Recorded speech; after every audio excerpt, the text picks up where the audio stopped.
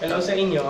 Ngayon, tuturuan ko kayo ngayon kung paano gawing dark mode ang inyong Facebook, YouTube, Instagram gamit ang Cube browser. Ako si Robert at ito ang Tactical Vlog.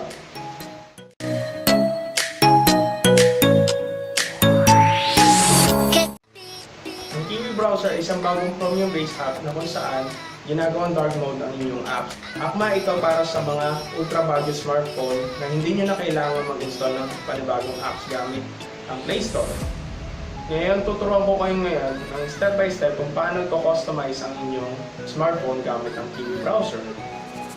Okay, nandito ulit tayo sa Xperia screen ko. So, click Kiwi browser.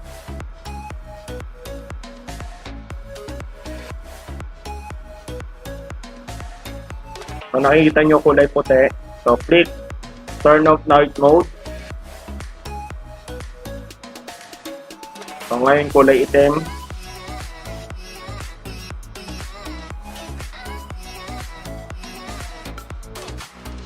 So, click extension. So, ngayon parang sa Google Chrome ninyo sa desktop, so pwede nyo gamitin yung extension ng Google Chrome dito sa Kiwi browser.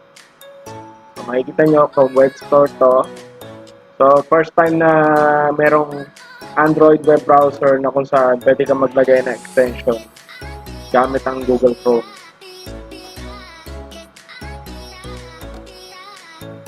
So, makikita nyo ngayon, Facebook, naka-dark mode din.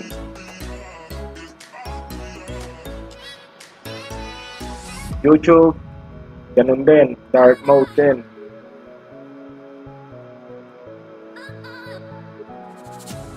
Instagram, ganun din, naka-dark mode din.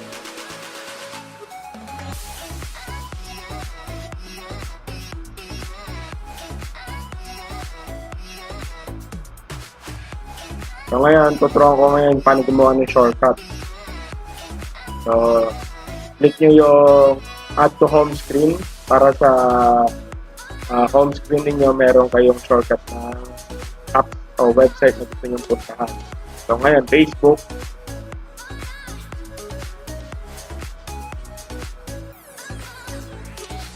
Ngayon, yung YouTube, ganun din ang gagawin.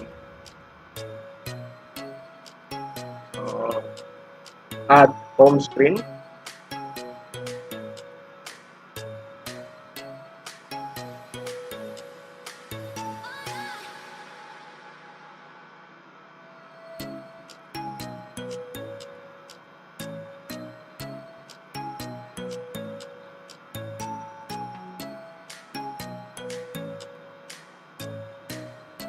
Ngayon, balik tayo sa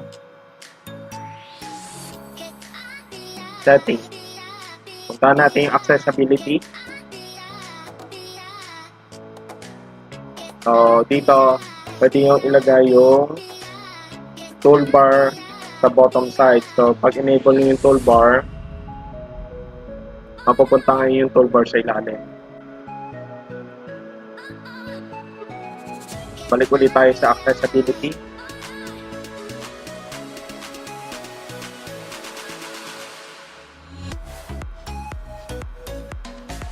So, ngayon, click naman natin yung edge swipe. Swipe out open task feature. So, nangyayari, pwede nyo mag-switch left to right yung mga binuksan ninyong website sa top button.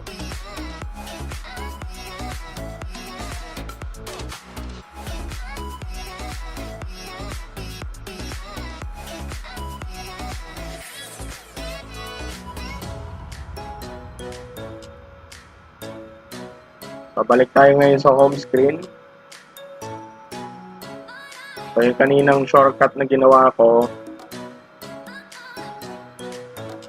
So, yun, nasa screen. So, gawa lang tayo ng panibagong folder. Mag-sign natin. So, pwede yung pangalanan ng kahit na ano. So, sa akin, pinangalanan ko ng Kiwi browser.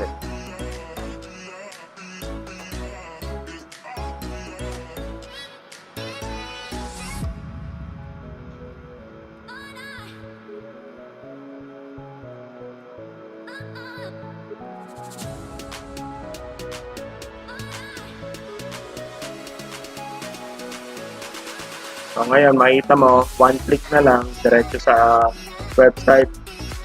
So hindi nyo na kailangan mag-install ng app katulad ng YouTube, Facebook, TV browser na lang.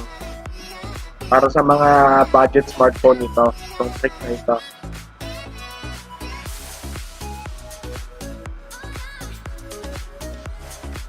So nakita nyo YouTube, ganun din.